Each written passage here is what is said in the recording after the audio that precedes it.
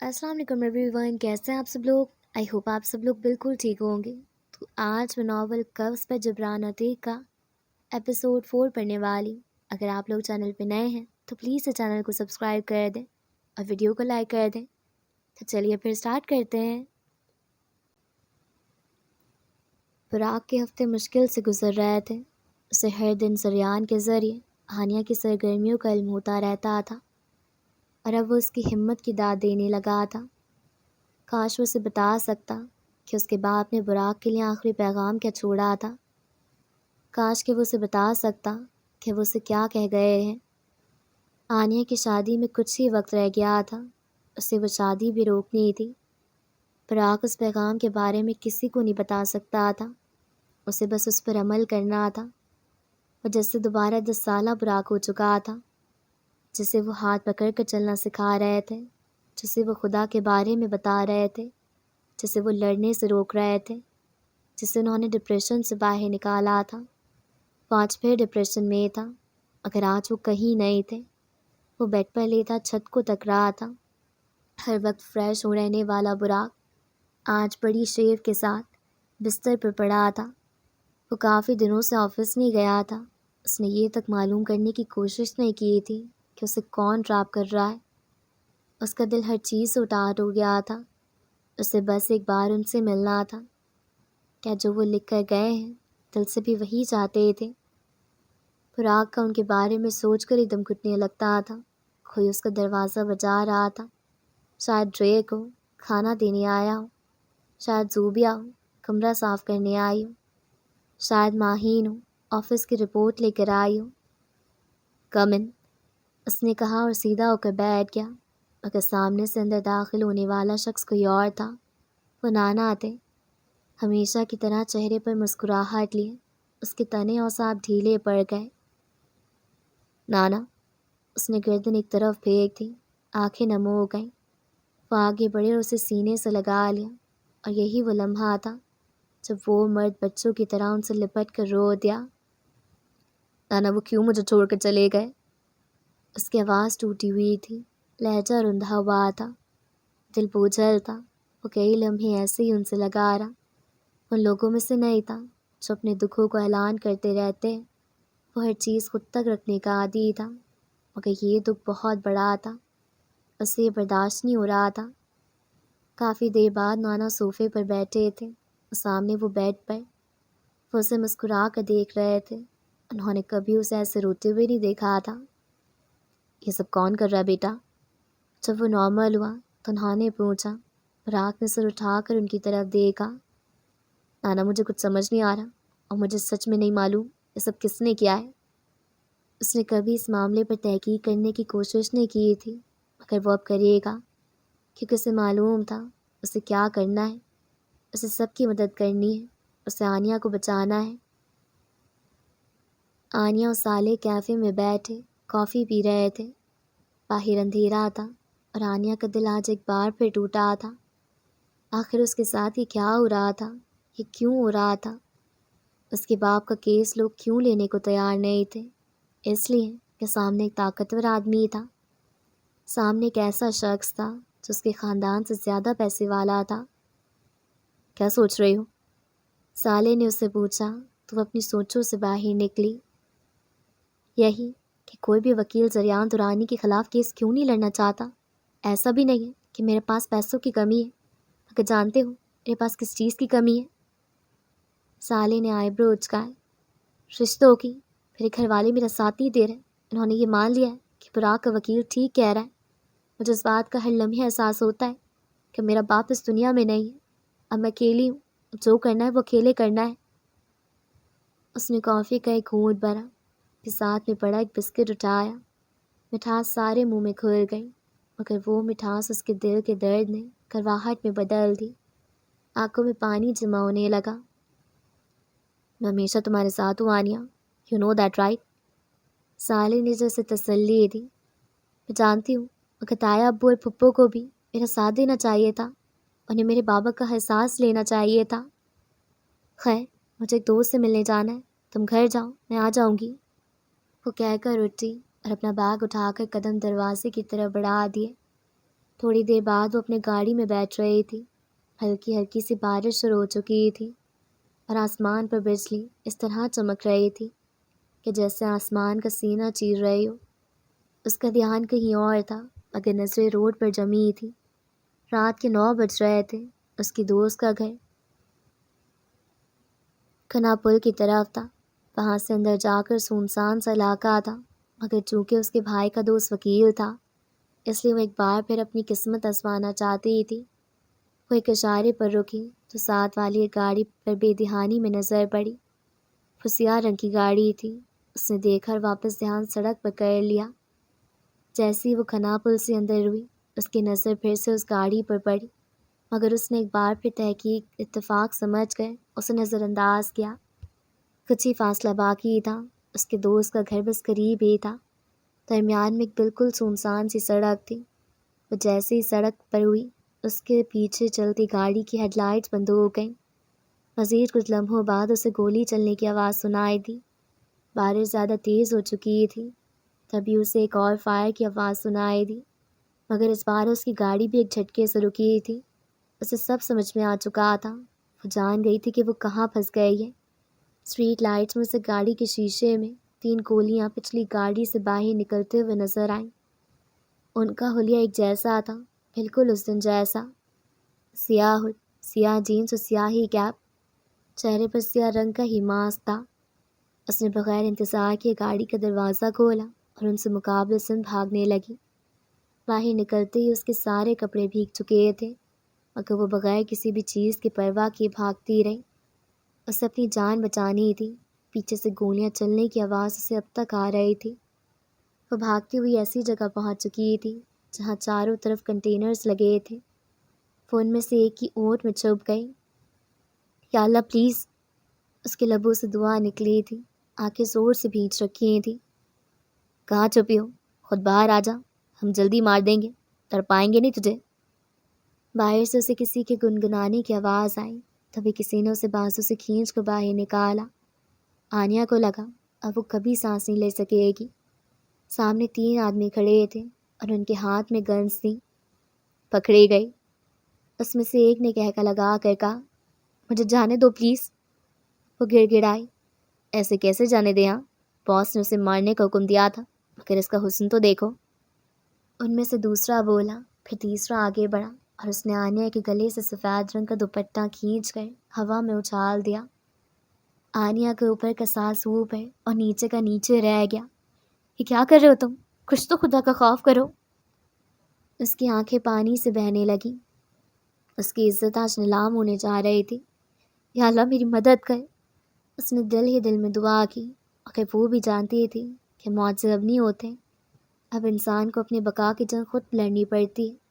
ان میں سے ایک آگے بڑھا اور آنیہ کو دھکا دے کر نیچے گرا دیا۔ وہ کیچڑ میں منہ کے بل گری تھی۔ پھر اسے اپنی پشت پر کسی کے ہاتھوں کا لمس محسوس ہوا۔ اس کے جسم کا بال بال کھڑا ہو گیا تھا۔ اللہ پلیز! پھر وہ ہاتھ وہاں سے ہٹ گئے۔ آنیہ نے آنکھیں کھول کر اوپر دیکھا تو وہاں ایک اور شخص کھڑا تھا۔ اس کے چہرے پر بائک کا ہیلمٹ تھا۔ سفید رنگ کی شرٹ اس کی کثرتی جسم کے ساتھ چپکی ہوئی تھی۔ جو شخص اسے چھو رہا تھا، نوارد نے اس کی کلائی تھام رکھی تھی، پھر گھوم کر ایک لات اس کے سینے پر دے ماری۔ آنا سیدھی ہو کر ایک جانب کھڑی ہو گئی۔ پھر وہ ایک تھا اور وہ 3۔ جب اس پر بھاری پڑنے لگے تو اس نے ایک جھٹکے سے ان تینوں کو نیچے گرا دیا اور وہاں سے پیچھے کی طرف بھاگا۔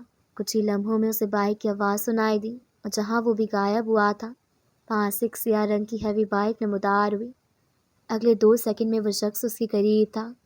اس نے اپنا ہاتھ بڑھا کر اسے اپنی جانب کھینچا اور پیچھے بٹھا لیا۔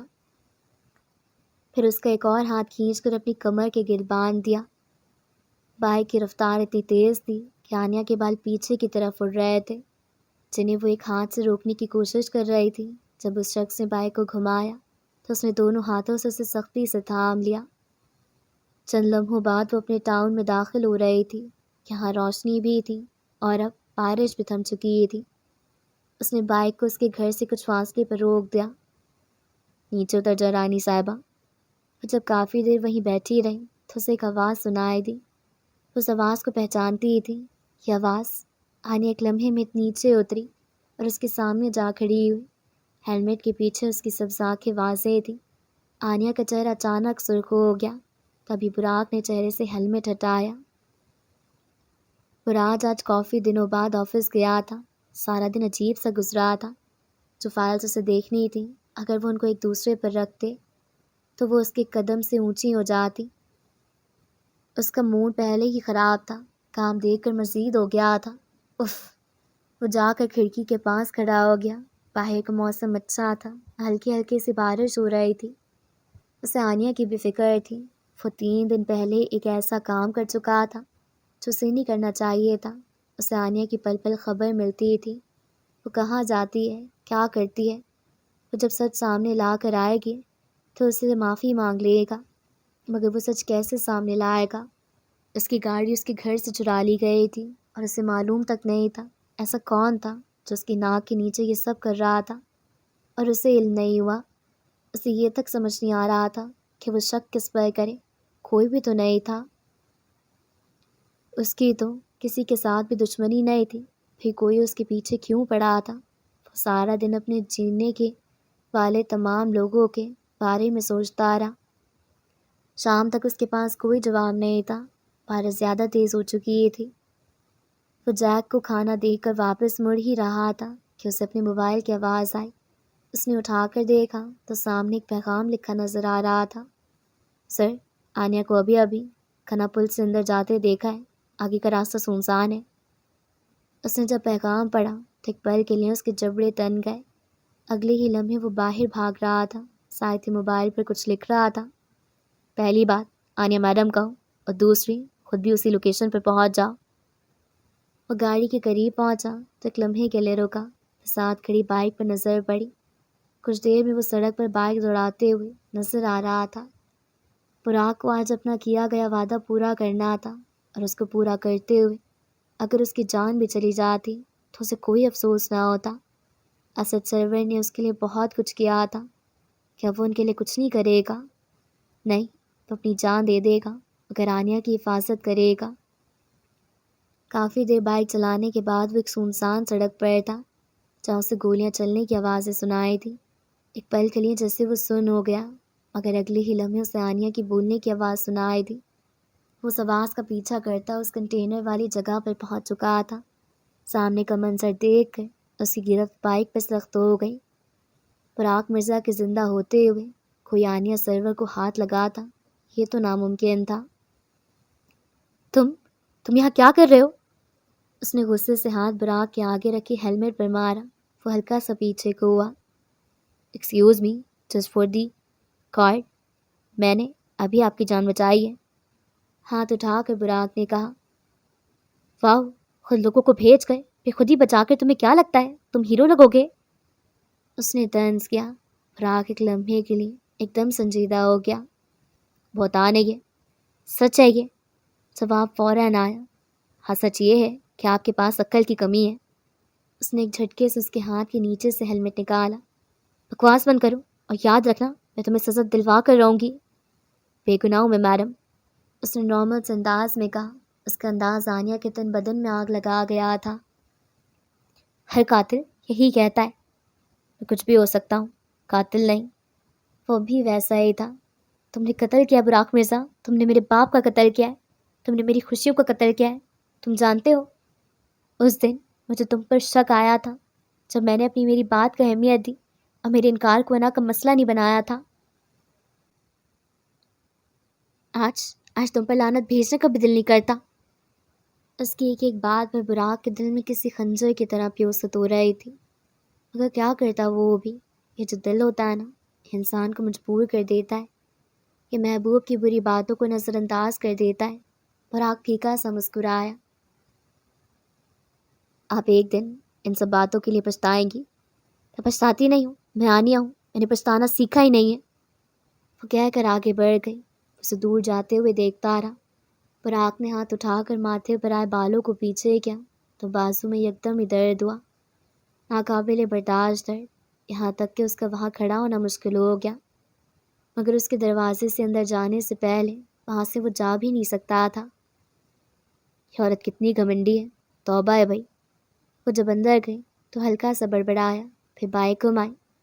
20 منٹ کی ڈرائیو کے بعد وہ ایک عمارت کے سامنے بائک روک رہا تھا۔ اس عمارت کا رنگ سفید تھا۔ وہ جب اندر گیا تو ہر چیز سیاہ تھی۔ اس گھر بہت ساری راہداریاں تھیں۔ وہ چلتا ہوا آگے بڑھتا جا رہا تھا اور کارڈ لگاتا دروازہ کھول رہا تھا۔ اگر تم اس گھر میں جاؤ تو شاید یہ راستہ ہی سمجھنا ہے۔ یہ براق کی بنائی گئی ایک بھول بھلیا تھی، ایک ایسا گھر جس کے راستے اس کے اور اس گھر کو بنانے والوں کے علاوہ کسی کو معلوم نہیں تھے۔ اس نے جب آخری دروازہ کھولا تو سامنے 3 وجود بندھے تھے۔ ان کے چہرے سے ماسک ہٹا دیا گیا تھا۔ ایک شخص ان کے قریب ہاتھ میں ایک 20 بال بیٹ لیے کھڑا تھا۔ تم جاؤ، اب میں دیکھ لوں گا، فراق نے اندر آتے ساتھ ہی اس سے کہا۔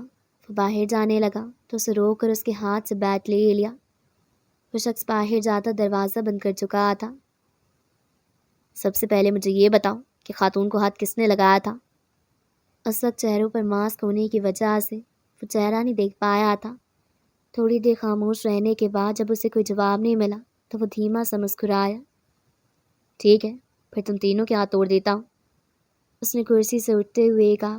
کمرے میں سفید رنگ کا ایک ہی بلب لٹک رہا تھا اور دیواریں سیاہ رنگ کی تھیں۔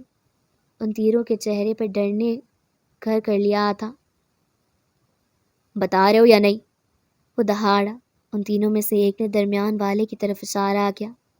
براق کی مسکراہٹ گہری ہوئی۔ وہ آگے بڑھا اور اس کے پیچھے جا کھڑا ہوا۔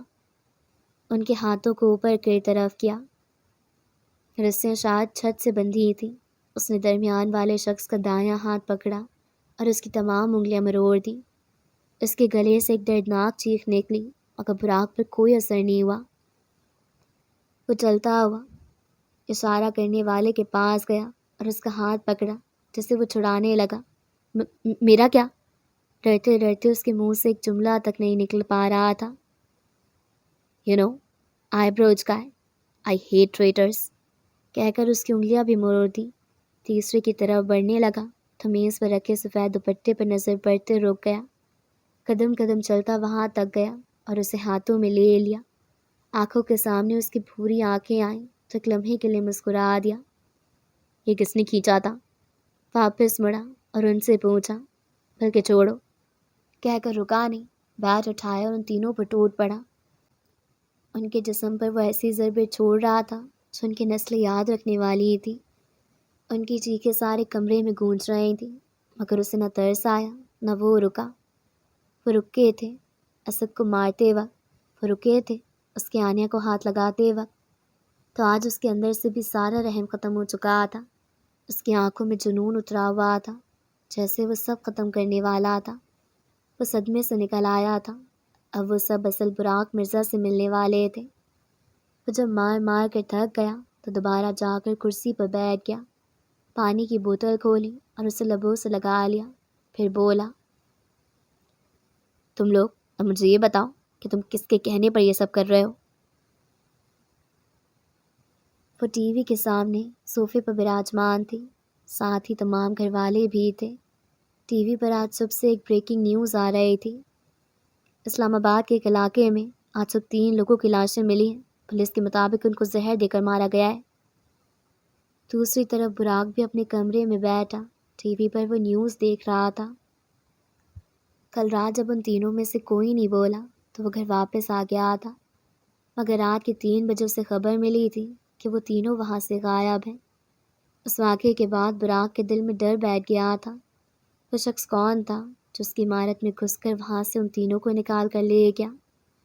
کہانی اس کے لیے اور زیادہ الجھ رہی تھی۔ اس ملک میں ہر دن قتل ہوتے ہیں، کون سی نئی بات ہے؟ آنیا نے جھٹکے سے پیچھے مڑ کر دیکھا تو وہاں سے تایا ابو آ رہے تھے۔ اسے یہ باور کروانا چاہتے تھے کہ وہ بلا وجہ باپ کو انصاف دلانے میں لگی ہوئی ہے۔ اس جنگ میں بس وقت ضائع کرنے والی بات تھی۔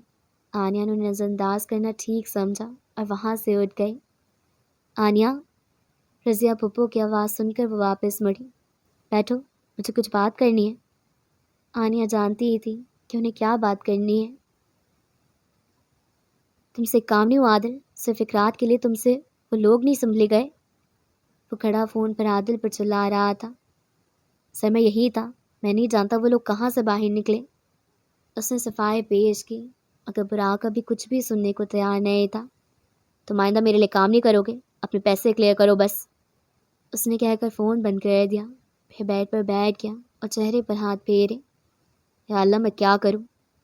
التجائی لہجہ، ایک گہری سانس لی کہ دوبارہ اس کا فون بجنے لگا تھا۔ اس نے اٹھا کر دیکھا تو ماہین لکھا آ رہا تھا۔ ہاں ماہین بولو، اکھڑا ہوا لہجہ۔ سر، وہ سرمد صاحب آئے، آپ کی میٹنگ تھی ان کے ساتھ۔ ایک اور بم اس کے سر پر پھٹا تھا۔ یہ میٹنگ ضروری تھی مگر اس کے ذہن سے بالکل نکل گئی۔ سر میں انہیں کیا کہوں؟ وہ بار بار پوچھ رہے ہیں۔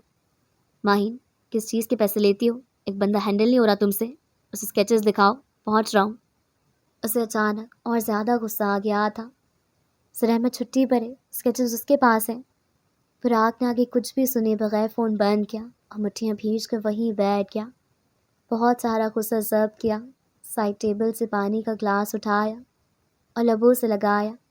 ایک ہی سانس میں پانی پی کر گلاس واپس رکھا اور اٹھ کر ٹائی سیدھی کی۔ یا اللہ مجھے صبر دے، بڑبڑایا اور باہر نکل گیا۔ باہر نکلتے ساتھ ہی وہ کسی سے ٹکرایا اور کوئی گرم مایا اسے اپنے اوپر گرتی محسوس ہوئی۔ جب نگاہیں اٹھا کر دیکھا تو ٹرے کھڑا تھا۔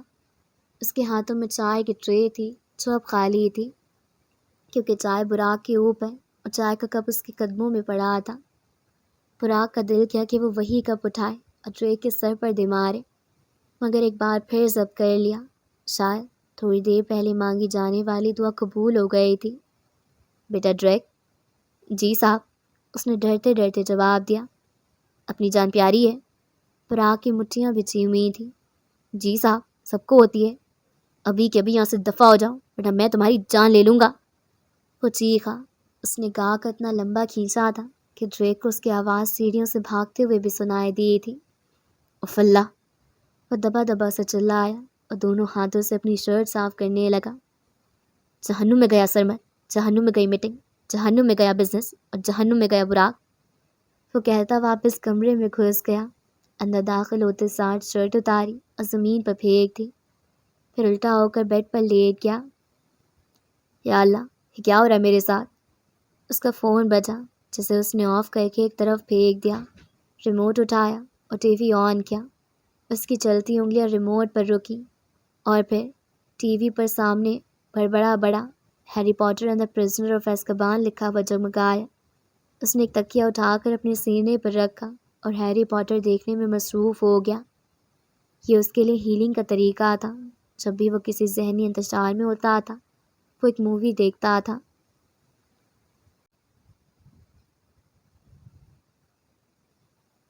بیٹھو، مجھے کچھ بات کرنی ہے۔ آنیہ جانتی ہی تھی کہ انہیں کیا بات کرنی ہے۔ جی پھپھو، اس نے کہا اور واپس بیٹھ گئی۔ اسد لالا نے جو تاریخ طے کی تھی وہ اب سے کچھ ہی دن بعد کی ہے۔ سب تیاریاں مکمل ہیں بیٹا، اور میں چاہتی ہوں کہ تمہاری شادی سالے سے اسی دن ہو جائے۔ اسے معلوم تھا کہ وہ کیا کہنے والی تھی مگر وہاں سے وہ جا نہیں سکتی تھی۔ پھپھو، میں بھی اس کنڈیشن میں ہوں کہ شادی کر سکوں۔ اس نے التجائے نظروں سے رضیہ کو دیکھا۔ آنیہ بیٹا، میں سمجھتی ہوں اور پولیس بھی اپنا کام کر رہی ہے، وہ جلدی لالا کے قاتل کو پکڑ لے گی۔ انہوں نے اسے سمجھانے کی کوشش کی۔ آپ نہیں سمجھتی پھپھو، کوئی نہیں سمجھتا، نہ آپ، نہ تایا ابو، نہ ہی سالے، کوئی نہیں سمجھتا۔ سمجھ بس مجھے اور میرے بھائی کو آ رہی ہے۔ وہ یکدم سے پھٹ پڑی تھی۔ سمجھ بس ہمیں آ رہی ہے کیونکہ یہ ہماری گھری جنگ ہے۔ آپ کے اور تایا ابو کے اپنے کانٹیکٹس ہیں مگر آپ لوگ میری مدد نہیں کر رہے۔ آپ لوگ ایک وکیل تک ہائر نہیں کرنے میں میری مدد نہیں کر رہے، اور پھر آپ کہہ رہے ہیں کہ آپ لوگ سمجھتے ہیں۔ آنکھوں میں پانی تیرنے لگا، دھڑکنیں تیز ہو گئیں۔ تایا ابو ایک طرف کھڑے مسکرائے۔ آنیہ، کیونکہ ہم جانتے ہیں فراق نے کچھ نہیں کیا۔ آپ یہ بات اتنے یقین سے کیسے کہہ سکتی ہیں؟ اسے لگا تھا کہ ان سب کے دل پتھر ہو گئے۔ اس کے باپ کے بعد سب بدل گئے، سب اس سے الگ ہو گئے۔ دیکھو، اگر وہ ہوتا تو ایس پی کلیم اسے بھی کبھی نہ جانے دیتا۔ یہ صغیر تایا ابو کی آواز تھی۔ آپ تو کچھ نہ ہی بولیں تو بہتر ہوگا۔ انہوں نے اتنے دن بعد سے کچھ نہیں کہا تھا۔ وہ بس خاموشی اختیار کیے ہوئے تھے، بلکہ اس کے وکیل کے لیے بھاگ دوڑ کو وہ وقت کا ضیاع کہہ رہے تھے۔ بات سب پر پھٹ پڑی تھی، اس کا دماغ معاف ہونے لگا تھا، نہ جانے کیوں سے ساری دنیا دشمن لگنے لگی تھی۔ ٹھیک ہے، میں تمہیں ابھی وکیل کر کے دیتا ہوں، تم کیس لڑو، اگر براق کیس جیت گیا تو تم آئندہ اس چیز کا نام نہیں لوگی اور شادی کے لیے فوراً ہاں کر دو گی، انہوں نے کہا۔ تو آنسو بہاتی آنیا نے ان کی طرف دیکھا، کیا وہ واقعی اس کی مدد کریں گے؟ ڈیل، صغیر نے مسکرا کر کہا اور ہاتھ آگے بڑھایا۔ آنیا کچھ لمحے انہیں ایسے ہی دیکھتی رہی، وہ جیسے سوچنے کا وقت لے رہی تھی، پھر سر اٹھایا، گردن اکڑائے اور چلتی ہوئی ان تک گئی۔ ڈیل، اس نے ان کے ہاتھ پر ہاتھ رکھا، اسے ہر ممکن کوشش کر کے یہ کیس جیتنا تھا، بس اب اسے اس کے باپ کو انصاف ملنے سے کوئی نہیں روک سکتا تھا۔ اگر میں کیس جیت بھی گئی، مجھے پھر بھی سالے سے شادی کرنی ہے تا ابو، وہ میرے بابا نے میرے لیے منتخب کیا تھا، میں اس کو کبھی چھوڑ نہیں سکتی۔ مسکراتی نگاہوں سے سب کو دیکھا، وہ جانتی تھی کہ اسے آگے کیا کرنا ہے۔ سب کے چہروں پر مسکراہٹیں تھیں، خوشی ایک بار پھر سرور منزل کی دہلیز پر دستک دے رہی تھی، مگر ایک شخص اب بھی ناخوش تھا۔ سب سے پیچھے کڑا، سیاہ رنگ کی قمیض شلوار میں ملبوس ہمایوں صغیر سرور۔ اس کی آنکھیں لال تھیں اور مٹھیاں بچھی ہوئی تھیں، چہرے پر غصے کے تاثرات تھے، انتقام کا جنون سوار تھا۔ اس نے ایک نظر اپنے باپ کو دیکھا، صغیر نے سر اس بات میں ہلا دیا۔ ہمایوں نے ایک تیش بھری نگاہ ان پر ڈالی اور وہاں سے باہر نکل گیا۔ صغیر بھی اس کے پیچھے باہر کو بھاگے۔ کیا کر رہے ہو تم؟ انہوں نے اسے بازو سے کھینچ کر اپنی طرف موڑا۔ آپ نے کہا تھا بابا کہ آنیا کی شادی کسی سے نہیں ہوگی، صرف مجھ سے ہوگی، پھر وہ سب کیا تھا؟ ہمایوں باپ پر ٹوٹ پڑا۔ میں نے کوشش کی تھی، تم بھی جانتے ہو کہ میں کیا کیا کر رہا ہوں، یہ سب آسان نہیں ہے، تمہارے لیے یہ سب کھیل ہے، مگر میرے لیے میری ساری حیات۔ یاد رکھو، کوئی بھی غلطی کر کے میرا بنایا کھیل برباد مت کر دینا۔ انہوں نے بہت سارا غصہ اپنے اندر اتارا۔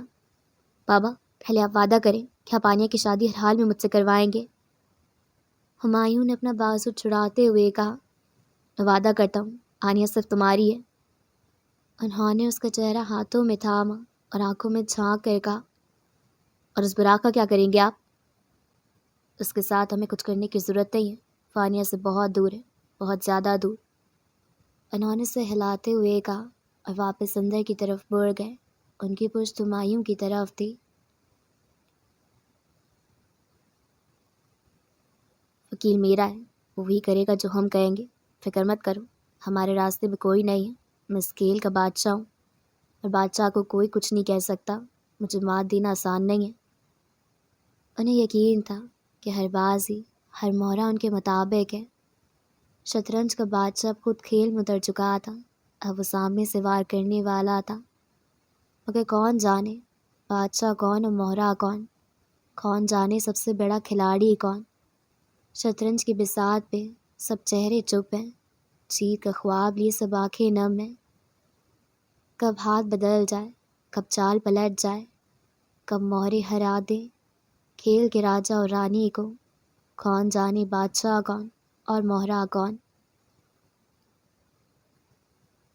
لاہور، پاکستان۔ لاہور کا موسم بارش کی وجہ سے حب زدہ تھا، انسانوں کے ساتھ ساتھ جانوروں کا جینا محال تھا۔ نانا براق کو بریک دلوانے کے لیے اپنے ساتھ لاہور لے آئے تھے، وہ جانتے تھے کہ رہ کر اس کی ذہنی حالت مزید خراب ہوگی، جس کی وجہ سے اسے وہاں سے دور لے جانا ہی بہتر تھا۔ وہ لوگ کچھ ہی وقت پہلے لاہور پہنچے تھے، براق کا اس گھر میں بھی کمرہ تھا اور وہ اسلام آباد والے کمرے سے ملتا جلتا ہی تھا۔ یمنا سے اس کی بات کئی ہفتوں سے نہیں ہوئی تھی، انہوں نے اسے اسد کی موت والے دن کال کی تھی۔ ان کا رشتہ ایسا ہی تھا، وہ لوگ زیادہ دیر بات نہیں کر سکتے تھے، ان کے درمیان کبھی ایسا رشتہ رہا ہی نہیں کہ وہ ایک دوسرے کے ساتھ بے تکلف ہوتے۔ وہ رات اس وقت کمرے میں لیپ ٹاپ سامنے رکھے بیٹھا تھا، اسے یہاں رہ کر بھی کام کرنا تھا، وہ پہلے ہی اپنا بہت سارا نقصان کر چکا تھا، اب اور نہیں کر سکتا تھا۔ اس کی دلچسپی تو جیسے اب کسی کام میں رہی ہی نہیں تھی، وہ بس دن گزارنے پر آ گیا تھا۔ اس ثانیہ کو بچانا تھا اگر وہ خود نہیں بچنا چاہتی تھی۔ وہ براق کی ایک نظر دیکھ نہیں سکتی تھی۔ براق نے اس رات کے بعد بھی کوشش کی تھی اس سے ملنے کی، اس سے بات کرنے کی، مگر وہ اسے مسلسل نظر انداز کر رہی تھی۔ اس نے یہی سوچا تھا کہ وہ کوشش کرتا رہے گا جب تک وہ اس کی بات نہیں مان لیتی اور اس بات کا یقین نہیں کر لیتی کہ اسد کے قتل میں اس کا کوئی ہاتھ نہیں ہے، وہ بے گناہ ہے۔ اس نے اپنا فون نکالا اور اس سے بات کرنے کے لیے اس کا نمبر نکالا۔ ایک بار مجھ سے مل سکتی ہیں؟ اس نے لکھ کر بھیج دیا۔ پیغام میں فضا میں اڑتا ہوا اسلام آباد پہنچا تھا۔ آنیا اپنے کمرے میں کتاب کھولی بیٹھی تھی جب اس کا فون بجا۔ اس نے اٹھا کر پیغام کھولا تو وہ ایک لمحے کے لیے سوچ میں پڑی۔ براق کو چیٹ میں 3 نقطے دکھائی دینے لگے۔ تم سے ملنے سے پہلے میں مرنا پسند کروں گی۔ تھوڑی دیر میں اس کے فون پر ایک سطر نمودار ہوئی۔ وہ مسکرا دیا۔ آپ اتنی ضدی کیوں ہیں؟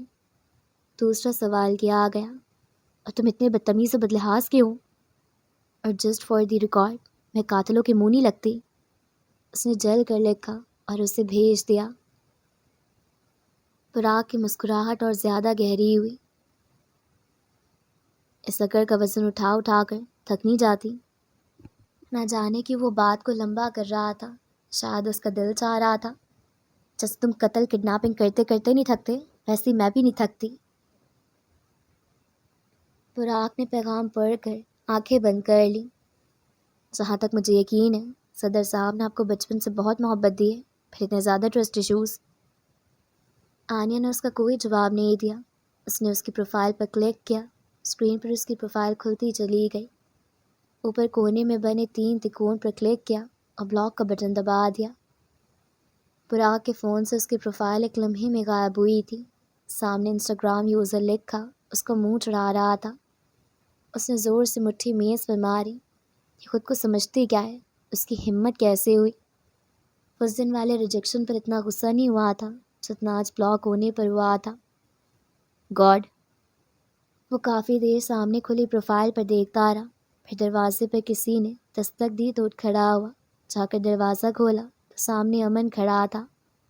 امن اس کے اہم ترین انویسٹرز میں سے تھا، مگر اس سے پہلے اس کا ایک اچھا دوست بھی تھا۔ ہے بڑی، اس سے بغل گیر ہوا۔ تم یہاں؟ براق نے حیرت کا اظہار کیا۔ ہاں میں نے سنا تھا براق مرزا آئے ہیں۔ What ever. وہ آنکھیں گھماتے ہوئے دروازے سے ہٹ گیا۔ امن اشارہ سمجھتے ہوئے اندر داخل ہوا۔ براق کے ساتھ کا نکست پر بیٹھ گیا۔ براق کا فون سامنے کھلا پڑا تھا۔ امن نے ہاتھ بڑھا کر اسے اٹھایا اور آئی برو اچکائے۔ اوہو، کس نے بلاک کیا آپ کو؟ اس کا لہجہ مذاق اڑاتا ہوا تھا۔ براق جس کے لیے پانی ڈال رہا تھا وہ ایک دم پیچھے مڑا۔ تم کسی کا فون کیسے دے سکتے ہو؟ اس نے امن کے ہاتھ سے فوراً فون چھینا۔ تو مطلب اب تم بلاک بھی ہونے لگے ہو؟ اسی لیے کہتا تھا جب 20-22 سال کے تھے شادی کر لیتے تو آج یہ نوبت نہ آتی۔ نکل گئی نا شادی کی عمر۔ اس نے دیسی امیوں والے انداز میں کہا تھا۔ تم کیا پاگل ہو؟ براق اکتایا۔ دیکھو ہم دونوں ہم عمر ہیں، میرے 2 بچے ہیں، اور تم نے آج تک کوئی گرل فرینڈ تک نہیں بنائی۔ میرے بھائی تو سنگل ہی مرے گا۔ براق نے فون بیڈ پر پھینکتے ہوئے اس سے آفت کو دیکھا تھا۔ انسان بنو امن۔ اچھا ایک چیز بتاتا ہوں، کیا تم جانتے ہو تم عمر کے اس حصے میں ہو جہاں لوگ عجیب ہونا شروع ہو جاتے ہیں؟ کیا مطلب؟ براق اس کے ساتھ والے صوفے پر بیٹھ گیا۔ مطلب یہ کہ 30 کے بعد انسان میں وہ چام نہیں رہتا، وہ بوڑھا ہونا شروع ہو جاتا ہے۔ اس نے ہاتھوں سے اشارے کرتے ہوئے کہا۔ مجھے تو لگتا ہے ایک مرد میں چام آتا ہی 30 کے بعد ہے، 30 کے بعد وہ مرد بنتا ہے۔ براق نے اپنا نظریہ بتایا۔ واؤ، تو کہ 30 سے پہلے عورت ہوتا ہے؟ اگر ڈھیٹ لوگوں کا کوئی رینک ہوتا تو امن ان کا سردار ہوتا۔ تم کتنی بکواس کرتے ہو یار۔ براق نے سر صوفے کی پرس سے ٹکایا اور آنکھیں موند لی۔ صحیح کہہ رہا ہوں، سیریس۔ براق تم جان بوجھ کر شادی لیٹ کر رہے ہو اپنی۔ کوئی بھی لڑکی تمہیں انکار نہیں کرے گی، یا کسی بھی لڑکی کے گھر والے تمہیں انکار نہیں کر سکتے۔ تم قابل ہو، کامیاب ہو، تمہارے پاس پیسہ، گھر، گاڑی، اچھی شکل، سب ہے، پھر بھی تم شادی کیوں نہیں کرنا چاہتے؟ وہ سنجیدہ ہوا۔ میں نے ایک لڑکی کو پرپوز کیا تھا مگر اس نے انکار کر دیا۔ وہ ویسے ہی آنکھیں موندے بڑبڑایا، تو کیا دنیا ختم ہو گئی؟ فراق تم بھی جانتی اور میں بھی کہ اگر وہ ہاں بھی کرتی پھر بھی تم شادی کرنے کے لیے کم سے کم 5 سال اور لگاتے۔ اس کی بات پر براق نے آنکھیں کھولی۔ تم کیوں شادی نہیں کر رہے؟ براق نے اسے ایک نظر دیکھا۔ یہ دوستی بھی کیسا رشتہ ہوتی ہے، دوست وہ باتیں بھی سمجھ جاتے ہیں جو کوئی اور نہیں سمجھ پاتا۔ براق تم میرے ساتھ شیئر کر سکتے ہو؟ اس نے براق کے ہاتھ پر ہاتھ رکھا۔ براق تھوڑی دیر سوچ میں گم رہا، پھر بولا، یار مجھے لگتا ہے کہ میں ایک ٹاکسک انسان ہوں، ایک ایسا انسان جو کسی کے ساتھ نہیں رہ سکتا۔ میں کمٹمنٹ سے ڈرتا ہوں۔ مجھے لگتا ہے کہ میں کسی لڑکی کی زندگی برباد کر دوں گا، میں اسے ہرٹ کروں گا جو میں نہیں چاہتا۔ میں کسی بھی لڑکی کو دکھ نہیں دینا چاہتا۔ کل کو جب بچے ہوں گے تو ان کا بچپن میری جیسا ہوگا، وہ ایک بروکن فیملی کا حصہ بنیں گے، اس میں ان کا کیا قصور؟ میں ڈرتا ہوں یار، کسی سے نہیں، خود سے۔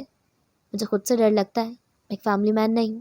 بروکن فیملیز کے بچوں میں ہمیشہ ایک چیز کی کمی رہ جاتی ہے، انہیں پیار کرنا نہیں آتا۔ وہ کم عمری میں ہی اتنا سب سہ لیتے ہیں کہ انہیں اپنی اگلی ساری زندگی ہر انسان پہ بھروسہ کرتے ہوئے ڈر لگتا ہے۔ انہیں ٹرسٹ ایشوز ہوتے ہیں، انہیں غصہ آتا ہے۔ اور امن، میں غصے میں کچھ بھی کر جاتا ہوں، کچھ بھی بول جاتا ہوں۔ میں کسی بھی لڑکی کے ساتھ ایک نارمل زندگی نہیں گزار سکتا۔ کچھ لوگوں کا مقدر ایسا ہی ہوتا ہے، سیاہ اور ٹریجک۔ سب کو ہیپی اینڈنگس نہیں مل جاتی تو انسان خواہش کس چیز کی کرتا؟ وہ مطمئن ہو اپنی زندگی سے، خوش ہونا یا نہ ہونا الگ بات ہے، مگر مجھے لگتا ہے شاید میرا مقدر رہی ہے۔ میں یہی کرنے کے لیے بنا تھا۔ سب کی قسمت ایک جیسی نہیں ہوتی، سب کی کہانی بھی ایک جیسی نہیں ہوتی۔ امن سانس روکے اسے سنتا آ رہا، اور براق جب بولا تو پھر بولتا چلا گیا۔ تصور کرو میں شادی کر لیتا ہوں، 1-2 سال بہت خوش بھی رہتا ہوں، مگر تھوڑے عرصے بعد اس لڑکی کا یا میرا انٹرسٹ ختم ہو جاتا ہے، تب کیا کریں گے؟ اس نے آئی برو اچکائے۔ تب ایک ہی حل بچے گا اور وہ ہے طلاق۔ پھر 2 لوگ ادھورے رہ جائیں گے، پھر اسے موو آن کرنے کے لیے کئی سال لگ جائیں گے، اور پھر جا کر اگر موو آن ہو بھی گیا تو وہ یا میں خوش رہ پائیں گے۔ امن نے اسے آنکھیں سکیر کر کہا، براق تم کیا بن گئے ہو یار؟ دیکھو نکاح میں بہت طاقت ہوتی ہے، انسان بدل جاتے ہیں۔ تم نے ایسا سوچ رکھا ہے اس لیے تمہیں ایسا لگ رہا ہے، اگر تم اس چیز کو بدل سکتے ہو۔ انٹرسٹ حرام رشتوں میں ختم ہوتا ہے، نکاح میں برکت ہوتی ہے، اللہ 2 لوگوں کو جوڑے رکھتا ہے۔ میں یہ نہیں کہہ رہا کہ تم اپنا ماضی بھول جاؤ، کوئی بھی نہیں بھول سکتا، مگر جب ماضی آپ کے حال پر اثر اندوز ہونے لگے تو اسے نکلنے کی کوشش کرنی چاہیے۔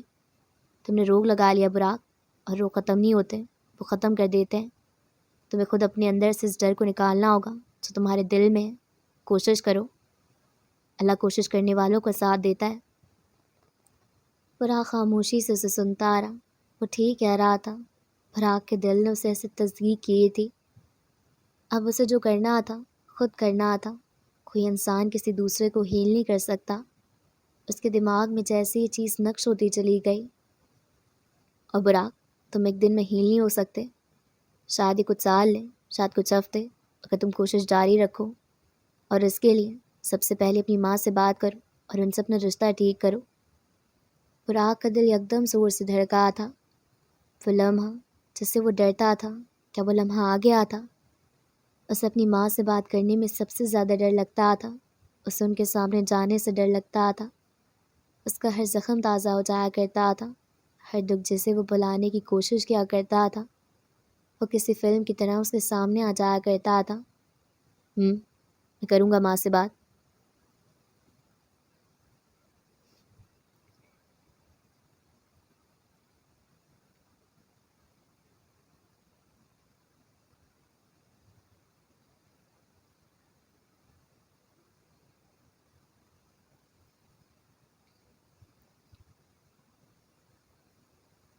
تم کیا کہتے ہو؟ اب آگے کیا کیا جائے؟ کاٹیج میں کھڑی وہ عورت اس مرد کے چہرے پر اپنا ہاتھ پھیرتے ہوئے کہہ رہی تھی، دیکھو سب پھنس رہے ہیں، یہ کھیل عجیب ہوتا جا رہا ہے۔ اس نے اس کے منہ سے کپڑا ہٹا دیا۔ مرد نے ایک گہری سانس لی۔ بولو، کہیں اتنے سالوں میں بولنا تو نہیں بھول گئے؟ اس نے طنز کر کے ایک کہکا لگایا۔ کتنا مزہ آتا نا سویٹ ہارٹ، ایک جگہ بیٹھ کے یہ سب دیکھنا۔ اس کی آنکھوں میں عجیب سی چمک تھی، سب تباہ کر دینے والی۔ یہ سب مت کرو، وہ مرد دھیما سا بولا۔ اس عورت کی مسکراہٹ ایک پل میں اڑن چھو ہوئی۔ میں نہ کروں، تم سے بھی یہی کہا تھا میں نے، یہ سب مت کرو۔ اس نے زور سے اس مرد کا جبڑا اپنے ہاتھوں میں دبوچا۔ تمہارے ساتھ کچھ غلط نہیں ہوا؟ مرد کی آواز اب بھی دھیمی تھی، شاید وہ اونچا بولنا جانتا ہی نہیں تھا۔ تم کاش میری بات مان لیتے، کاش تو آج یہ سب نہ ہو رہا ہوتا۔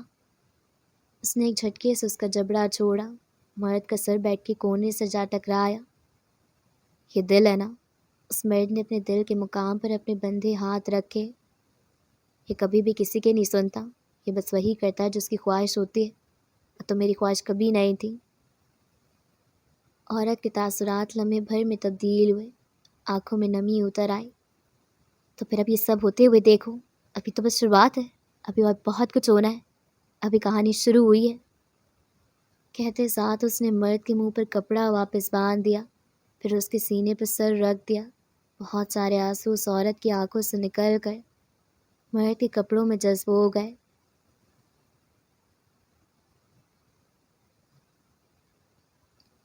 آنیا، وکیل تو مل گیا، اب آگے کیا کرو گی؟ سالے اور آنیا اس وقت گھر کی چھت پر بیٹھے تھے۔ رات کا نہ جانے کون سا پہر تھا۔ جہاں دن میں گرمی تھی، وہیں اسلام آباد کی ہوائیں رات میں ٹھنڈی ہو جایا کرتی تھیں۔ سالے اور آنیا اکثر رات میں چھت پر بیٹھ کر چائے پیا کرتے تھے، یہ ان کا معمول تھا۔ گھر کی چھت پر ایک چھوٹا سا شیلٹر لگا کر ایک جگہ بنائی گئی تھی، جس کے چاروں طرف ڈنڈے لگائے گئے تھے اور ان پر چھوٹی چھوٹی سنہری لائٹس۔ ہلکا سا ہوا کا جھونکا آتا تو اس کے بال اڑنے لگتے، اور سامنے بیٹھا مرد ان بالوں کا دیوانہ تھا۔ وہ اکثر اس سے کہا کرتا تھا کہ اسے آنیا کے بال سب سے زیادہ پسند ہے۔ ثبوت دوں گی، آنیا نے جواب دیا۔ کون سا ثبوت؟ وہ ویڈیو، اور اس کے بعد جو اس دن مجھ پر حملہ ہوا ہے، جہاں وہ اچانک سے پرکٹ ہو گیا ہے اور مجھے بچا لیا۔ ایسے اتفاق صرف کہانیوں میں ہوتے ہیں، وہ جھوٹا ہے، اس کی شکل سے صاف نظر آتا ہے۔ آنیا نے چائے کا گھونٹ بھرتے ہوئے اسے سب بتایا تھا۔ وہ اسے اس رات والا واقعہ پہلے ہی بتا چکی تھی، اور اس رات کے بعد آنیا کا شک یقین میں بدل گیا تھا۔ تم صرف یہ ثبوت دو گی آنیا، وہ ویڈیو جو ہر انسان دیکھ چکا ہے، جس میں اس کا چہرہ بھی واضح نہیں ہے؟ سالے حیران تھا۔ تم مذاق کر رہی ہو؟ وہ جو اس کی آنکھوں میں دیکھ رہی تھی نظریں چرا گئی۔ میرے پاس اور کوئی ثبوت نہیں ہے سالے۔ تو پھر یہ کیس کھولو ہی مت، اس میں صرف تمہاری بدنامی ہے آنیا۔ وہ فکر مند تھا۔ باقی سب کو چھوڑو، تم اپنا بتاؤ سالے، تمہیں کیا لگتا ہے؟ اس نے بات بدل کر اسے سوال کیا۔ کیا مطلب؟ مطلب یہ کہ تمہیں بھی لگتا ہے کہ میں بے وقت چیز کے بعد بار بات کر رہی ہوں وقت اپنا؟ آنیا کے سوال پر سالے کا چہرہ نرم پڑا۔ سچ کہوں تو ہاں آنیا، تم واقعی برباد کر رہی ہو وقت، مگر تم یہ کرنا چاہتی ہو تو میں ہر حال میں تمہارے ساتھ ہوں۔ اس کی بات نے آنیا کے دل میں خوف سے ڈال دیا تھا۔ اس نے بس اتنا کہا اور کھڑی ہو گئی۔ تم جانتے ہو سالے، مجھے پہلے دن سے براق سے اچھی وائبس نہیں آتی، وہ مجھے عجیب لگتا ہے، کبھی بھی کچھ بھی کر دینے والا۔ اس نے جب شادی میں شانسی کی مدد کی تو ایک نرم دل انسان کا تاثر چھوڑا تھا۔ جب وہ ان لڑکوں کو مار رہا تھا تو وہ درندہ بن گیا تھا۔ جب اس نے مجھے پر پرپوز کیا تھا تو میں نے منع کر دیا، تو ایک غیرت مند مرد، لیکن پھر میں نے اسے اپنے بابا کا قتل کرتے ہوئے دیکھا۔ تم نے مجھے بتایا تھا نا کہ اس نے قتل کیا ہوگا کہ بابا کی کمپنی اسے پیچھے چھوڑ رہی ہے، یا اس لیے کہ میں نے اسے ریجیکٹ کیا تھا؟ اور اب تم ہی کہہ رہے ہو کہ تمہیں نہیں لگتا کہ براق قتل کر سکتا ہے۔ مجھے لگتا تھا کہ میں براق کو نہیں سمجھ پا رہی، مگر یہاں تو میں تمہیں بھی نہیں سمجھ پا رہی ہوں۔ وہ معصوم تھی مگر بے وقوف نہیں، اسے باتیں سمجھ آتی ہی تھیں۔ سالے کو یہ جان کر خوشی ہوئی تھی، وہ مسکرایا تھا۔ دیکھو مجھے ماما نے بعد میں بتایا کہ ماموں اور وہ ایک دوسرے کو بچپن سے جانتے ہیں۔ اس نے کہا تو آنیا نے مڑ کر اسے دیکھا۔ کیا مطلب بچپن سے جانتے ہیں؟ اسے واقعی اس بات کا علم نہیں تھا، وہ واقعی یہ نہیں جانتی تھی۔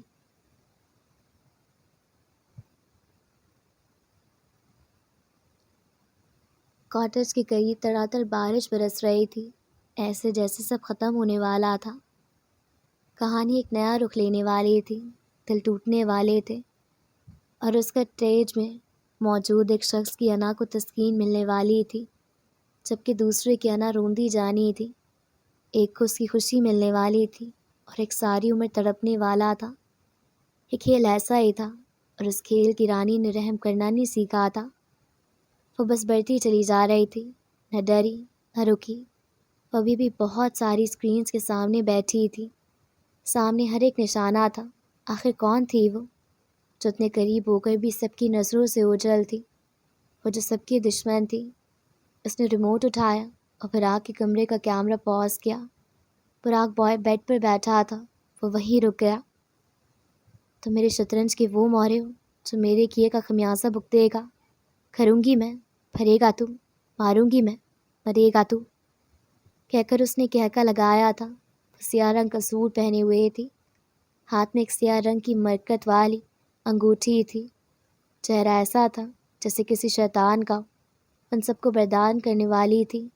وہ کہانی کی ملکہ تھی، ملکہ بد۔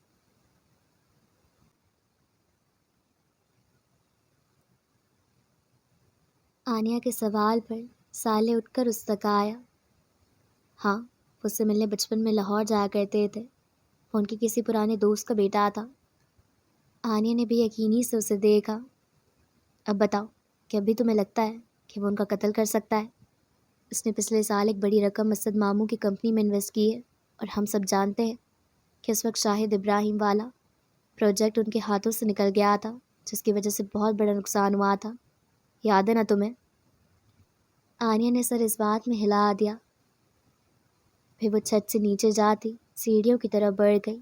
اپنے کمرے میں جا کر وہ بیڈ پر بیٹھی، سائڈ ٹیبل سے دراز کھولا اور اس میں سے ایک ڈائری باہر نکالی۔ ڈائری ہاتھ میں لی تو ماضی نے دستک دی۔ کمرہ لان میں تبدیل ہونے لگا، اور وہ واپس 17 سالہ آنیا بن گئی، جو اس وقت سردی کی ٹھنڈی ہواؤں میں اپنے باپ کے ساتھ بیٹھی چائے کی چسکیاں لے رہی تھی۔ اسد سفید رنگ کی شرٹ اور سیاہ ٹراؤزر میں ملبوس تھے، جبکہ آنیا سیاہ شرٹ اور ہم رنگ کی ٹراؤزر پہن رکھا تھا۔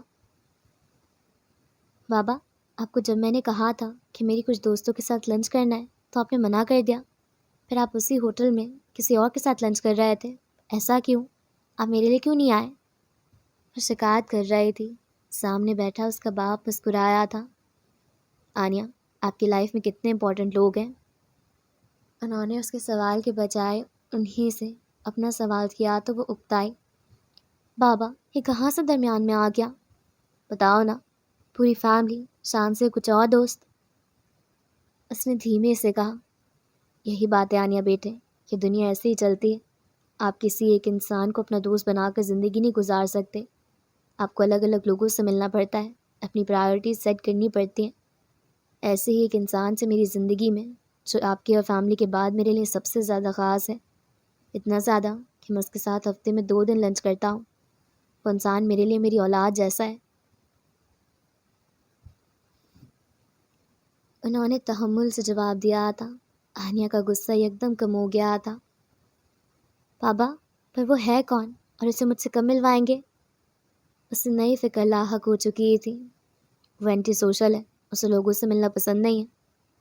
انہوں نے ہنسی دباتے ہوئے کہا۔ مگر ایک منٹ۔ انہوں نے ساتھ ہی بڑی آنیا کی ڈائری اٹھائی اور اس پر کچھ دیر کچھ لکھتے رہے۔ پھر وہ آنیا کے سامنے کی۔ یہ اس خاص شخص کا نام اور نمبر ہے۔ آپ کو جب بھی ضرورت ہوئی، اگر میں پاس نہ ہوں تو آپ اسے کال کر لینا، وہ آپ کے پاس آ جائے گا۔ میرے بعد اسے اپنا گارڈین اینجل سمجھ سکتی ہے۔ آنیا نے ان کے ساتھ سے ڈائری لے کر اپنے ہاتھ میں رکھی تھی تو ان کا ایک کہکا بلند ہوا۔ وہ ایک جھٹکے سے ماضی سے حال میں آ گئی۔ ہنسی کی آواز اب تک کمرے میں گونج رہی تھی۔ اس نے دھیرے دھیرے ڈائری کھولی، فرق الٹے، اور اسے آخری کار وہ صفحہ مل ہی گیا۔ سامنے ایک نمبر تھا اور ساتھ انگریزی میں براق لکھا تھا۔ اس نے دھڑکتے دل کے ساتھ اپنا فون اٹھایا اور اس نمبر پر ڈائل کرنے لگی۔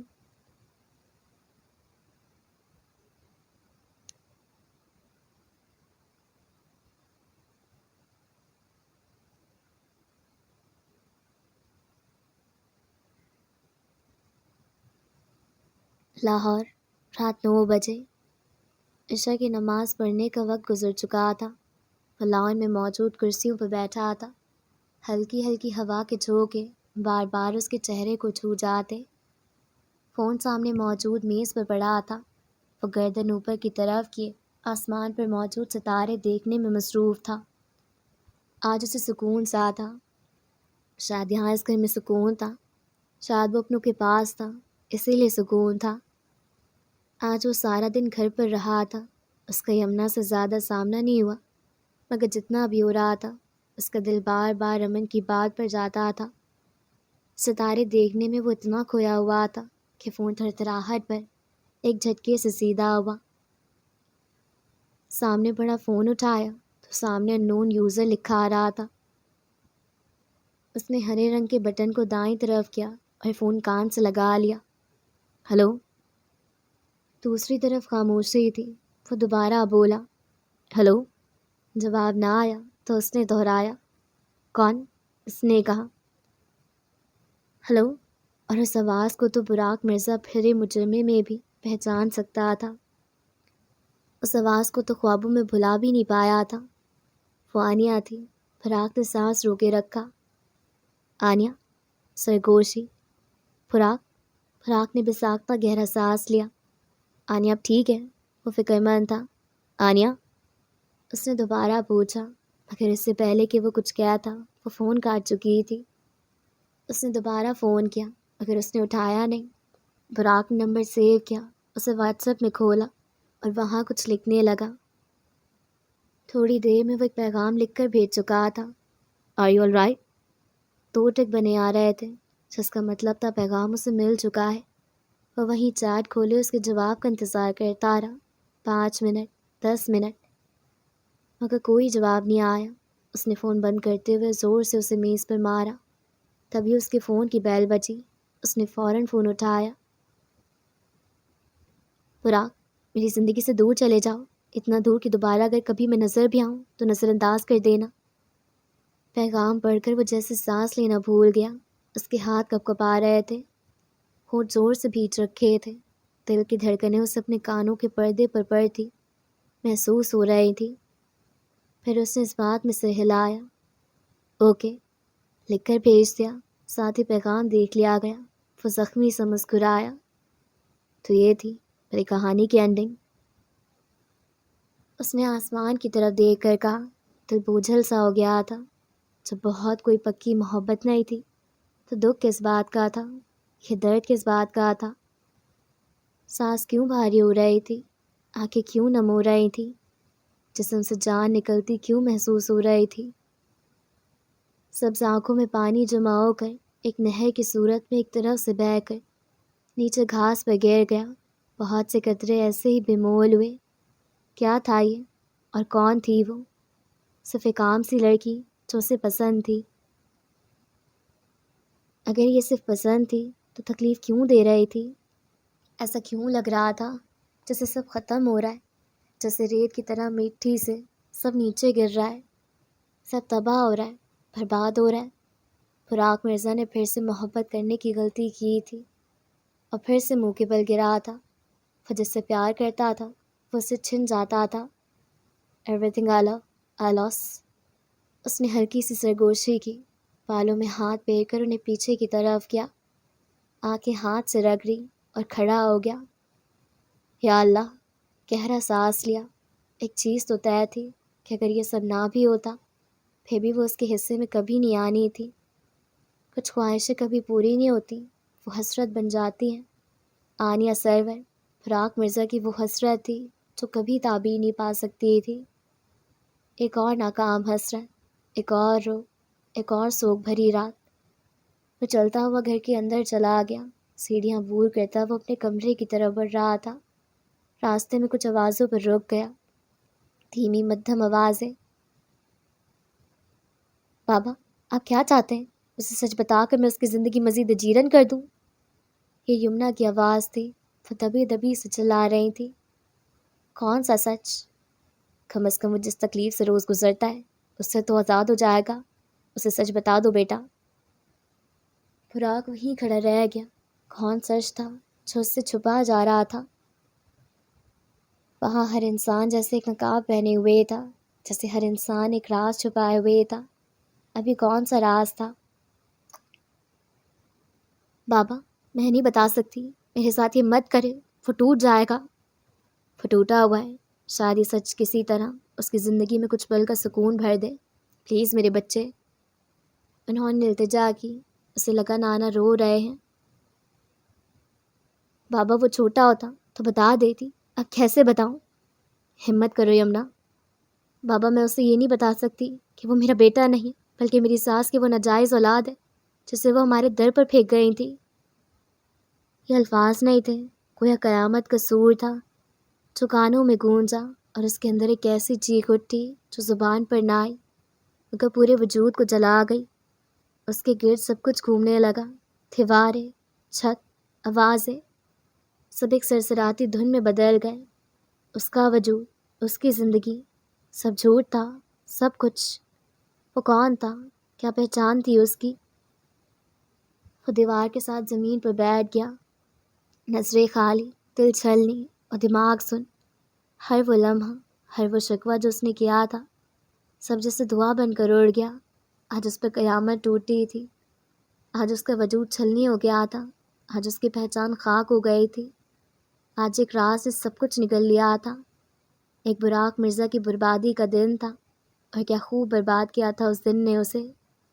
محبت، خون، سب اجنبی ہو گیا تھا۔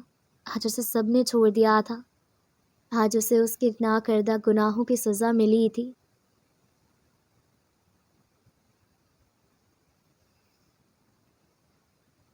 سرور منزل ایک بار پھر خوشیوں سے جیسے جھوم اٹھا تھا۔ آج آنیہ اور سالے کی شادی کا دن تھا۔ سب یہاں سے وہاں بھاگ رہے تھے، کوئی کھانے کی پلیٹ تھامے تو کسی کے ہاتھ میں سلامی کے پیسے، کوئی آنیہ کو آوازیں دیتا ہوا تو کوئی سالے کی ٹانگ کھینچتا ہوا۔ سب لوگوں کے چہروں پر ایک الگ ہی مسکان تھی، ایک الگ ہی خوشی۔ سب کے چہرے پر خوشیاں تھیں۔ گھر کی سیڑھیوں سے چڑھ کر اوپر جاؤ تو دائیں جانے والے کمرے میں اس وقت آنیہ دلہن کا جوڑا پہنے خود کو آئینے میں دیکھ رہی تھی۔ سب جیسے اسے ایک خواب سا لگ رہا تھا، مگر دل میں ایک کسک تھی، کاش اس کا باپ بھی یہاں ہوتا، کاش اس کی خوشی میں شریک ہوتے۔ مگر کہتے ہیں نا، کچھ لوگوں کی بنا ہی آپ کو زندگی گزارنی ہوتی ہے، کچھ لوگوں سے الگ ہونا ہی آپ کی قسمت میں لکھا ہوتا ہے۔ آنیہ کے کمرے کی کھڑکی سے نکل کر ساتھ والے کمرے میں جھانکو تو وہاں اس وقت سالے کھڑا تھا، سفید رنگ کی شیروانی پہنے۔ وہ آج بھی ہمیشہ کی طرح حسین لگ رہا تھا۔ تو وہ دن آ ہی گیا جب تم اور میں ایک ہو جاؤں گے۔ پیچھے سے اس کے کندھے پر سفید ہی رنگ کی چادر رکھتی یہ رضیہ تھی۔ ان کے چہرے پر ایک الگ خوشی تھی۔ انہوں نے اپنے بھائی کی بیٹی کو اپنی بہو بنانے کا سوچا تھا تو انہوں نے وہ کر کے بھی دکھایا تھا۔ آگے کھڑا سالے بھی اتنا ہی خوش تھا، مگر ایک وجود اس گھر میں ایسا تھا جس کا دل جل رہا تھا۔ وہ ہمایوں صغیر سرور تھا۔ وہ سیاہ رنگ کی شلوار قمیص میں ملبوس اپنے کمرے میں ہاتھ میں بلیڈ پکڑے کھڑا تھا۔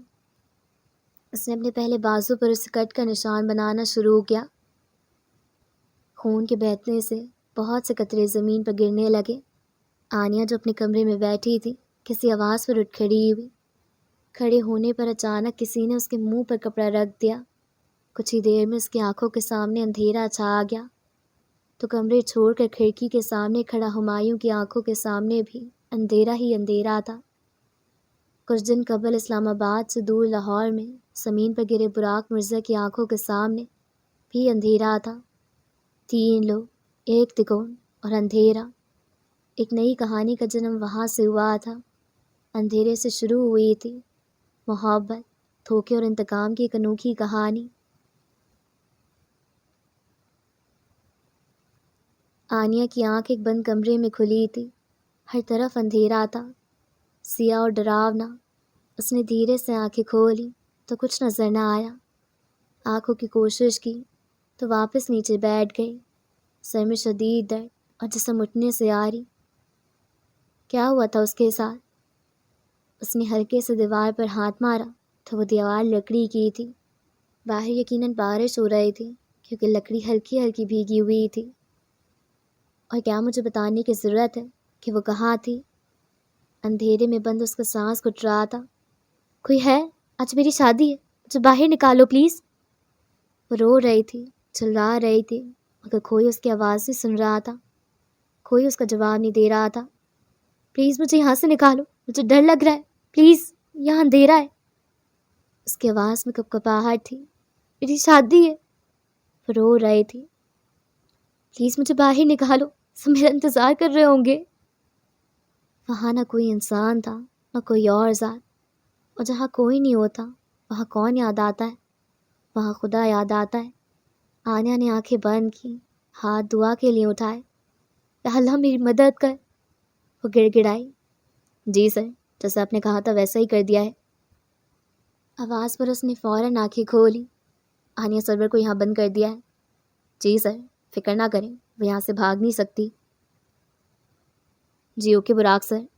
اس کی آنکھیں شوق سے پوری کی پوری کھل گئیں۔ وہ انسان سب کو ایک بار پھر دھوکہ دے گیا تھا۔ وہ جانتی ہی تھی کہ اس کی وائبس کبھی غلط نہیں ہوتی۔ اسے معلوم تھا وہ جھوٹا ہے۔ یہ بھی جانتی ہی تھی کہ اس نے کیس لے کر غلط کیا ہے، مگر اب کیا ہو سکتا تھا؟ وہ اسے اس شادی والے دن اٹھا کر لے آیا تھا۔ اس کی آنکھوں میں دھول جھونکتا رہا اور وہ جان ہی نہیں پائی۔ ہر ایک چیز کے پیچھے وہ تھا اور وہ اسے معاف کر گئی۔ براق مرزا دھوکے باز تھا۔ اس کی آنکھوں میں صرف دھوکہ نظر آتا تھا۔ وانیا کی زندگی برباد کر گیا تھا اور بس وہ دیکھتی رہ گئی۔ سب برباد ہو گیا تھا، سب کچھ۔ وہ کیوں کچھ نہ کر سکی؟ وہ کیوں اسے مات نہ دے سکی؟ کیوں؟ آخر کیوں؟ تو جی ہاں، ہمارا ایپیسوڈ 4 بھی اینڈ ہو چکا ہے اور میں امید کرتی ہوں آپ لوگوں کو پسند آیا ہوگا۔ اگر ہم بات کرتے ہیں اب تک کی کہانی کی، تو مجھے ویسا لگ رہا ہے کہ براق نے کچھ نہیں کیا ہوگا، اور یہ جو وہ لڑکی تھی نا، کاٹیج والی عورت، جو کہہ رہی تھی کہ کروں گی میں اور مرے گا تو سارٹ آف تھنگس، تو اس نے کرائی ہوں گی یہ چیز اور براق کا نام لوایا ہوگا آنیا سے، ہے نا؟ تبھی یہ سب ہو رہا ہوگا۔ اور ہو سکتا ہے کہ براق واقعی میں اس آنٹی کے ساتھ ملا ہوا ہو اور یہ سب اسی لیے ہو رہا ہو۔ اچھا، ایسا ہو سکتا ہے کہ وہ عورت جو ہے وہ براق کی دادی ہی ہو۔ مطلب ہاں، یہ چیز تو میں بولنا ہی بھول گئی۔ یہ کتنا مطلب یہ والی چیز کتنی زیادہ کیا کہتے ہیں اسے، شاکنگ تھی کہ یمنا کا بیٹا براق تھا ہی نہیں۔ مطلب وہ اس کی دادی کی ناجائز اولاد تھا۔ I don't know what to say on this۔ مطلب جب براق کو پتہ لگا ہوگا تو I cannot imagine کہ وہ کس چیز سے گزرا ہوگا۔ مطلب وہ ساری عمر یہ سوچتا آیا اور اب اسے یہ پتہ لگا تو اٹس ویری شاکنگ۔ مطلب میں تو دیکھ رہی ہوں کہ ہر کسی انسان کے ساتھ ابھی ڈسٹرکشن ہی ہوا چلا جا رہا ہے۔ مطلب بھائی تھوڑی سی تو خوشیاں آئیں، کچھ تو اچھا ہو۔ پھر دیکھتے کہانی آگے کیسے ڈیولپ کرتی ہے اور آگے کیا ہوتا ہے۔ بائی دا وے ابھی رات کے 2:55 ہو رہے ہیں اور مجھے ڈر لگ رہا ہے کیونکہ میں روم میں اکیلی بیٹھی ہوں اور پتہ نہیں کیوں مجھے کافی زیادہ ٹھنڈ بھی لگ رہی ہے۔ پر anyways that is very غیر ضروری انفارمیشن۔ تو خیر اب ہم اس ویڈیو کو یہیں پہ اینڈ کرتے ہیں، اور اگر آپ لوگ چینل پہ نئے ہیں تو پلیز اس چینل کو سبسکرائب کر دیں۔ تو اسی کے ساتھ ملیں گے ہم نیکسٹ ویڈیو میں انشاءاللہ۔ تب تک کے لیے اللہ حافظ۔